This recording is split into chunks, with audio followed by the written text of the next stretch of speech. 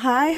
Another recipe vlog na naman tayo. This time, gagawa tayo ng quinoa fried rice or quinoa fried rice.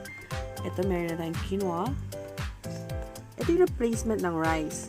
So, meron akong bell peppers, onion, kernel corn, broccoli, pre-boiled yung broccoli ko, tsaka garlic, isang itlog, and our knorr.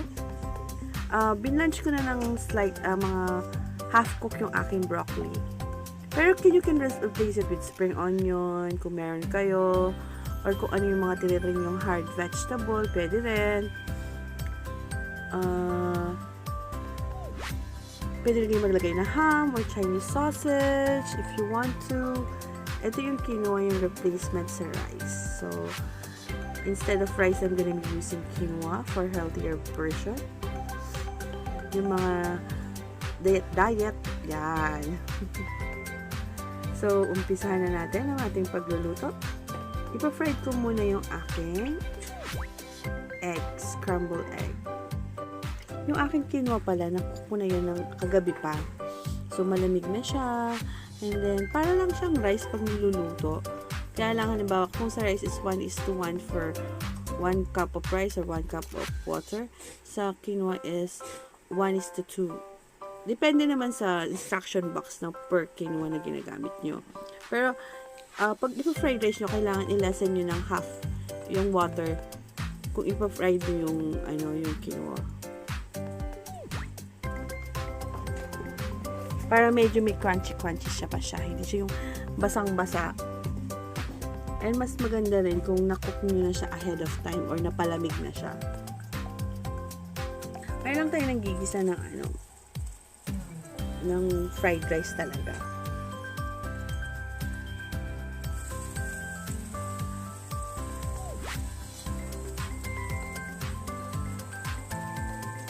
Ginagawa ko talaga itong for replacement sa rice.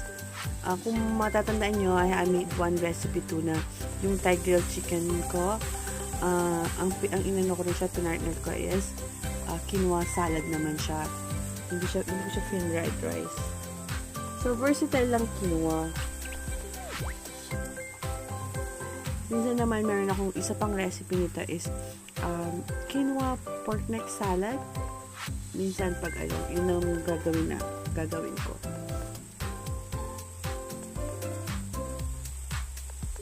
So, easy lang talaga to pag pina-fried rice siya.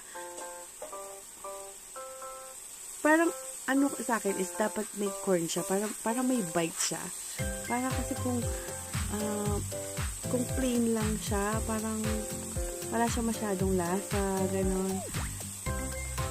Kaya ang ginagawa ko, pag kakainin lang siya ng plain, ang ginagamit kong pangkulo na niya is, instead of water, broth ang ginagamit ko. And then, like kung makikita niyo yung recipe ko sa unang recipe ko, pinakulo ko siya ng coriander roots para may lasa-lasa siya. Minsan din gumawa na rin ako ng burger na quinoa. May beans siya, may quinoa, panko, eggs, and naglagay din ako ng salmon. Kasi dati marami kaming salmon. Bumibili kami ng isang buong fish na salmon, tapos kinakat na namin para mas nakakamura.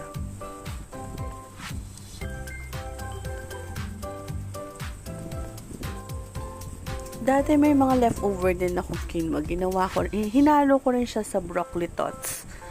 Yung madalas kasi kami dating mag pork neck salad na may quinoa. Marami akong leftover. Hinahalo ko siya kung saan pwede, ganon. And iniisip ko nga rin kung pwede pa kaya siyang gawing paella or risotto. Pero magandang idea yun makahanap nga ng recipe na ganon. Anyway, kung meron kayong mga ibang recipe or nagawa niyo ng quinoa, comment below para naman matry ko.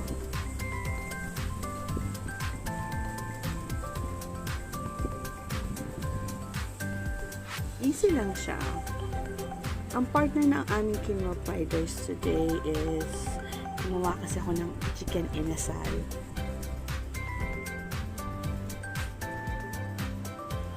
Yun ang kapartner ng aming fried rice. Hindi pala, quinoa fried rice. Actually, asawa ko hindi kumakain ng quinoa. Pero hindi niya alam na yun ang kakainin. Maldita lang yun. Arte-arte kasi, ayaw niya ng quinoa.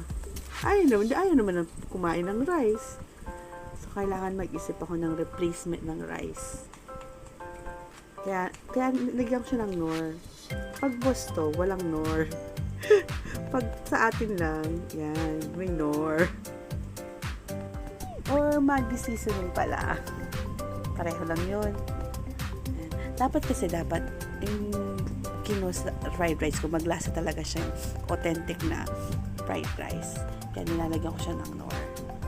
Hindi ko na siya nilagyan ng mga sahog-sahog na prawn or ham, ganon. Kasi nga, may protein kami.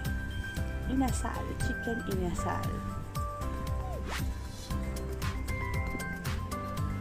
Ito na siya. Ready na. Sana po magustuhan niyo yung aking recipe na to. And maluto nyo. Matry nyo lutuin. Don't forget to subscribe po. And share and like. Maraming salamat sa panonood. And watch out po pala sa aking next recipe is cauliflower fried rice. Yan, mga replacement ko sa rice. Thank you po sa panonood.